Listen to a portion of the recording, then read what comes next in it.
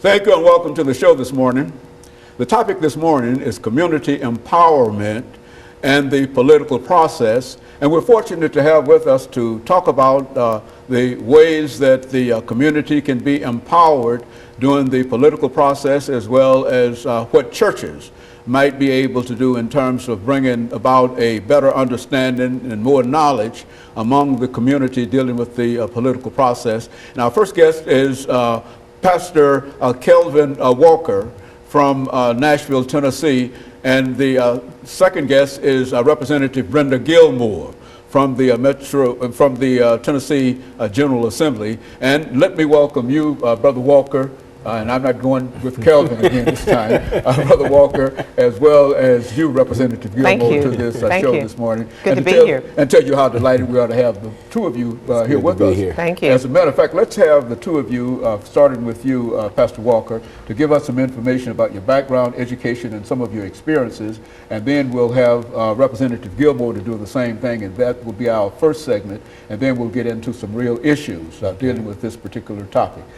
Okay. First, let's start with you. Well, I'm Pastor KWalker. I pastor the Hands of God Christian Church right here in Nashville, Tennessee. We currently meet at the Millennium Maxwell House Hotel every Sunday morning at 10:30. Born and raised here in Nashville, Tennessee, educated in the school system of Nashville, Tennessee, up until the point where I got kicked out of the school system. But since that time, went into the Navy, came back, got a GED through OIC, and then from there, did some studies at Tennessee State University. Got incarcerated, went to the state prison system, did some further college studies there through Trevecca East Campus Prison Program. Didn't get to complete that because they pulled the program up out of the system because I guess they didn't want us to learn anything. But don't have a degree in anything, but just a measure of knowledge in a lot of things that pertains to life and living life. And that's where I am today. And that brings me to this stage today that we share. Very good. And of course, Representative Gilmore, let's talk about your background and some important information for our audience this morning. Okay, Dr. Haney. Well, I grew up in Gallatin. I'm a small town girl. Met my husband at Volunteer State Community College, and he and I married, and we will celebrate our 40th anniversary this December. And I've always been interested in the community. When I was a young woman, I was always the one who was arranging for carpools or volunteering to help my daughter in her school. So I think that was a natural transition for me to get into the public life. I've served 8 years as Metro Councilwoman, and served as the chairman of the Powerful Budget and Finance Committee. And then when I finished serving my 8 years in Metro Council, I was so interested in being a public service that I continued to the General Assembly and was elected August 2006 and just completed my third term and was elected again this August 2008. And so you're really into the political process now. I enjoy it. It sounds kind of hokey, but I really enjoy being at the table when the decisions are made, and I enjoy helping people, helping them be the best that they can be.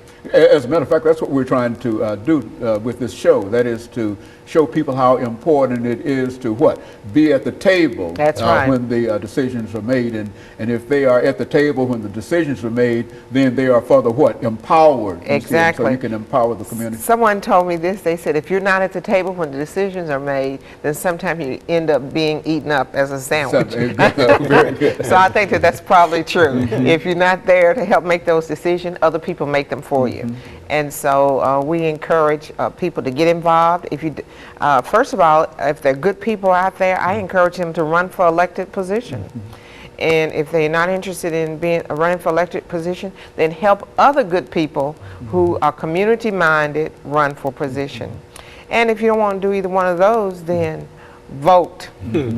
And voting is so important, and as we see around the country, there are those that are trying to make it harder and harder for people to vote.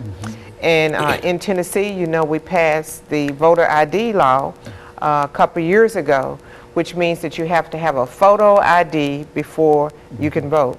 And people think that's relatively easy to get, but sometimes it is not.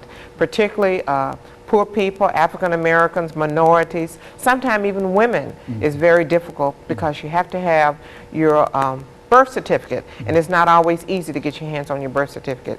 So once you have your photo ID, you get registered, I would say don't let any election pass by. Make sure you vote. And then when we get elected, hold us accountable. A lot of time people come to see me and they're just social. And then they say, nice seeing you, Brenda, and then they leave. But really, if there's an issue that involves you, I tell people, hold me accountable. Tell me how I'm going to vote on that issue. Very good. Of course, let's take this first commercial break, Representative Gilmore, and then we'll come back and we'll deal with the church's involvement. And we'll be back with our audience following this very, very short commercial break.